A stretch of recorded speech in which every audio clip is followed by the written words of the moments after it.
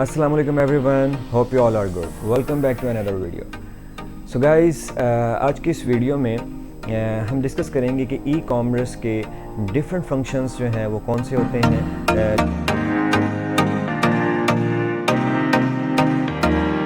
जो कि इस प्रोसेस के दौरान जो है वो अडॉप्ट किए जाते हैं और जिन पर काम किया जाता है। सो बेसिकली ई कॉमर्स के बेसिकली 4 फंक्शंस होते हैं जो कि उसके मेन इंपॉर्टेंट फंक्शंस हैं। तो उनमें फर्स्ट वन है प्रोडक्ट हंटिंग और product research, second one is product listing, third one is customer support and fourth one is order processing.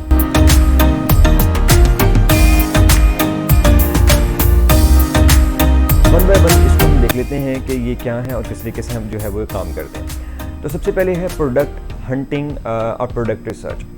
Product research जो है सबसे इम्पॉर्टेंट और मेन चीज़ है और बेसिकली ये तमाम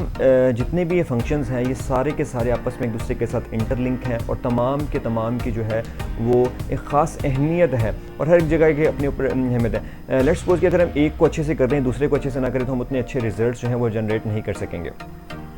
सो अब हम ये बात करते हैं कि प्रोडक्ट रिसर्च होती क्या है।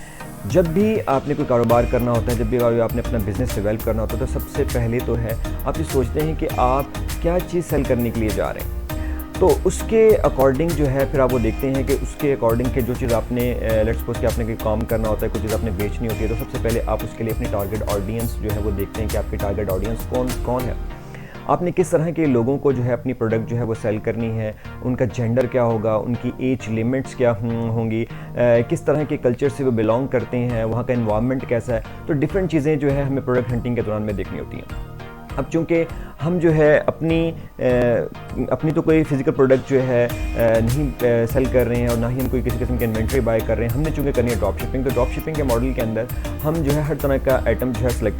कर लेते हैं। बस हम ये चीज़ को अपने माइंड में रखते हैं कि हम किस एरिया में बेच रहे हैं। लाइक अगर अभी हम drop shipping Facebook drop shipping की बात कर रहे हैं और फेसबुक ड्रॉप शिपिंग चूँकि यूएसए में अवेलेबल है, तो अब हम सिर्फ यूएसए के पॉइंट ऑफ व्यू से सोचेंगे, उस ऑडियंस को टारगेट करेंगे कि जो यूएसए में अवेलेबल है और वहाँ के लोगों को माइंडसेट में रखते हुए, वहाँ के एनवायरनमेंट को, वहाँ के कल्चर को माइंड में रखते हुए प्रोडक्ट जो है वो रिसर्च करेंगे और बेस्ट प्रोडक्ट निकाल कर उसको हम अपनी जो है फेसबुक मार्केट प्लेस या फेसबुक शॉप के अकाउंट के ऊपर जो है वो लिस्ट करेंगे।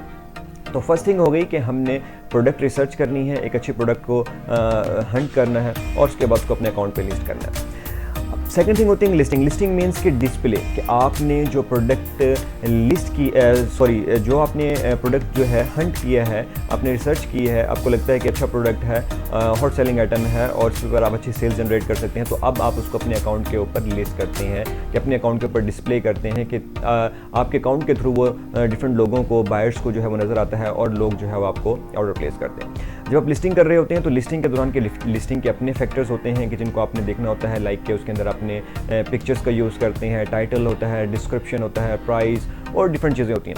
तो ये जब हम फिर लिस्टिंग को डिटेल से डिस्कस करेंगे तो फिर उसके अंदर हम फिर देखेंगे कि कौन कौन से फैक्टर और किस किस तरह की टेक्निक्स जो है वो हम इम्प्लीमेंट कर सकते हैं और एक अच्छी सेल्स जो है वो जनरेट कर सकते हैं। जब आपने अभी हमने 2 प्रोसेस कर लिए, लाइक कि हमने प्रोडक्ट हंटिंग कर लिया, एक अच्छा प्रोडक्ट फाइंड आउट कर लिया और उसको अपने अकाउंट के ऊपर डिस्प्ले भी कर दिया। अब थर्ड चीज़ आ जाती है कि कस्टमर सपोर्ट, कि जैसे ही आप अपना कोई प्रोडक्ट जो है अकाउंट के ऊपर लिस्ट करते हैं और उसको ऑनलाइन हो जाता है, तब जो है कस्टमर आपसे कुछ क्वेश्चनिंग शुरू कर देता है। लाइक कि अगर आपने एक वॉच है जो कि ब्लैक कलर के अंदर है, जेनेरिक आइटम है, तो आपने उसको लिस्ट कर दिया, लेकिन हो सकता है कि आपके पास बायर आए और आपसे क्वेश्चन करे कि क्या ये ब्लू में अवेलेबल है, रेड में अवेलेबल है, ठीक है। तो डिफरेंट कलर्स या उसके साइज़ के हवाले से या कोई उसकी और उसकी स्पेसिफिकेशन के हवाले से आपसे क्वेश्चन कर सकते हैं। तो ये जो क्वेश्चनिंग है कि अभी आपको ऑर्डर प्लेस नहीं हुआ लेकिन बायर आपके साथ इंटरेक्शन कर रहा है और आपसे प्रोडक्ट के बारे में जानने की कोशिश कर रहा है, तो इसको बोलते हैं प्री कस्टमर सपोर्ट, जो कि ऑर्डर से पहले आपके पास बायर आ रहा होता है, क्वेश्चनिंग कर रहा होता है। तो वहाँ पर आपने कोशिश करनी है कि बायर को एज सून एज़ पॉसिबल जो है आप उसको रिप्लाई करें और उसको सेटिस्फाई करने की जो है वो कोशिश करें। अब ये तमाम प्रोसेस में कि जिसमें हमने प्रोडक्ट रिसर्च की है, प्रोडक्ट लिस्टिंग की है और अब कस्टमर सपोर्ट हो रही है, तमाम आपस में एक दूसरे से लिंक है।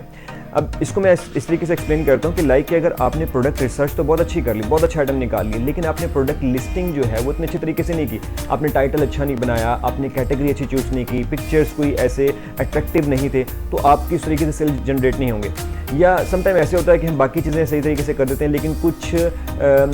ऐसी डिस्क्रिप्शंस या ऐसे टाइटल्स के अंदर कुछ ऐसे जो उसके मेन पॉइंट्स होते हैं या मेन थीम्स होते हैं उसको हम जो है मेंशन करना भूल जाते हैं। तो वहाँ पे आपका जो कस्टमर सपोर्ट का एरिया है वो फिर वहाँ पे आपका काम लोड जो है वो बढ़ जाता है। फिर लाइक के अगर आपने साइज़ मेंशन करना था आपने नहीं किया, कलर मेंशन करना था आपने नहीं किया, या उसके कोई स्पेसिफिकेशन थी आपको मेंशन करना चाहिए था लेकिन आपने वो मेंशन नहीं की, तो कस्टमर जो है अगर उसको अच्छा लगेगा, बायर को अच्छा लगेगा, तो वो आपसे आके फिर क्वेश्चनिंग करेगा, फिर आप उसको आंसर करने पड़ेंगे, और अगर आप आंसर नहीं करते हैं तो वो फिर कहीं और से बाय कर लेगा। तो इसलिए आपकी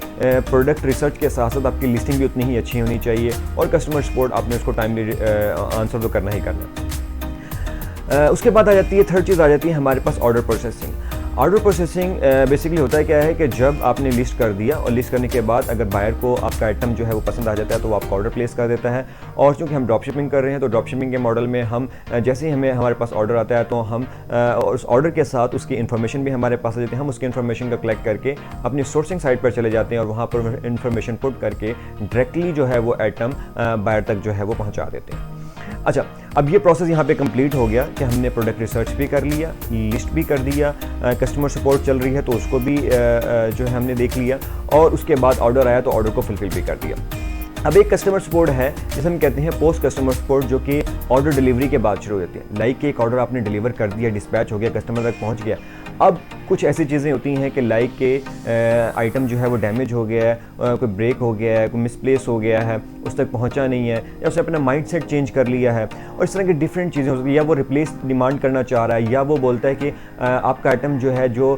आपने पिक्चर्स लगाई थी या जो आपने डिस्क्रिप्शन लिखी थी उसके अकॉर्डिंग नहीं है, तो वो उसको रिफ़ंड करना चाह रहा है। तो इस सब सिनेरियो के अंदर जो है फिर आपको उसकी अकॉर्डिंग जो है वो रिप्लाई करने होते हैं। तो लाइक अगर कोई कस्टमर जो है वो रिफ़ंड चाहता है या रिप्लेस चाहता है, या उसको कोई भी इशू है, डैमेज हो गया है, तो वो आपसे आके डिमांड करता है कि मुझे चेंज कर दें। अब प्रॉब्लम तो यहाँ पे आ गया कि हमारे पास फिजिकल प्रोडक्ट ही नहीं है, वो बोलता है कि रिप्लेस कर दो, तो मेरे पास तो दूसरा आइटम भी मौजूद नहीं है, तो फिर मैं क्या करूँगा। तो जैसे आपका जो बायर है वो आपका एक किस्म का क्लाइंट है कि जिसको आप डील कर रहे हैं और उसकी जितनी भी डिमांड्स हैं उसको किसी तरीके से टैकल करने की कोशिश कर रहे हैं, तो सेम एज़ आप अपनी सोर्सिंग वेबसाइट के लिए आप जो है उसके बायर हैं, तो जो आपका बायर आपको क्यूरी सबमिट करेगा तो सेम क्यूरी आप जो है अपनी सोर्सिंग वेबसाइट को जो आके सबमिट करेंगे। लाइक अगर वो रिफ़ंड मांगता है तो आप रिफ़ंड के लिए वहाँ पे जाके फॉर्म जो है सबमिट कर देंगे, तो वहाँ से आप जो उसका रिफ़ंड लेकर डायरेक्ट जो है अपने बायर को जो है वो दे देंगे। सो ये बेसिकली वो मॉडल है कि जिसमें विन विन कंडीशन है, जिसमें किसी किस्म का कोई लॉस नहीं है। तो जिस तरह की बिहेव आपका बायर आपके साथ करेगा, तो सेम एज़ आप भी अपनी सोर्सिंग मार्केट के लिए आप भी उसके लिए बायर हैं, तो आप भी उसी तरीके से रिएक्ट करेंगे, तो उसका जो है प्रॉब्लम उसी तरीके से जो है वो सॉर्ट आउट कर देंगे। इसके बाद एक और एरिया जो कि ई कॉमर्स के अंदर होता है, जिसे हम टेक्निकल एरिया कहते हैं, कि जिसके अंदर अकाउंट क्रिएशन के प्रोसेस आ जाते हैं, अकाउंट सस्पेंशन के जो है प्रोसेस आ जाते हैं, और दूसरी अकाउंट से रेलिवेंट लाइक आपकी पेमेंट्स होल्ड पे चले जाती हैं, और दूसरे मसले मसाइल आ जाते हैं। तो ये तमाम किस्म के मसले मसाइल जो हैं इस एरिया के अंदर जो हैं फिर वो ज़ाहिर सी बात उसकी एक्सपर्टीज़ ली जाती हैं और उनको फिक्स किया जाता है। सो बेसिकली ये ई कॉमर्स के 4 फंक्शंस हैं: प्रोडक्ट रिसर्च और product hunting, product listing, customer support and order processing. I hope कि आज का ये लेक्चर जो है आपके लिए इन्फॉर्मेटिव रहा होगा। अगर किसी का कोई क्वेश्चन है तो वो कमेंट में मुझसे पूछ सकता है। Thank you for watching, bye bye.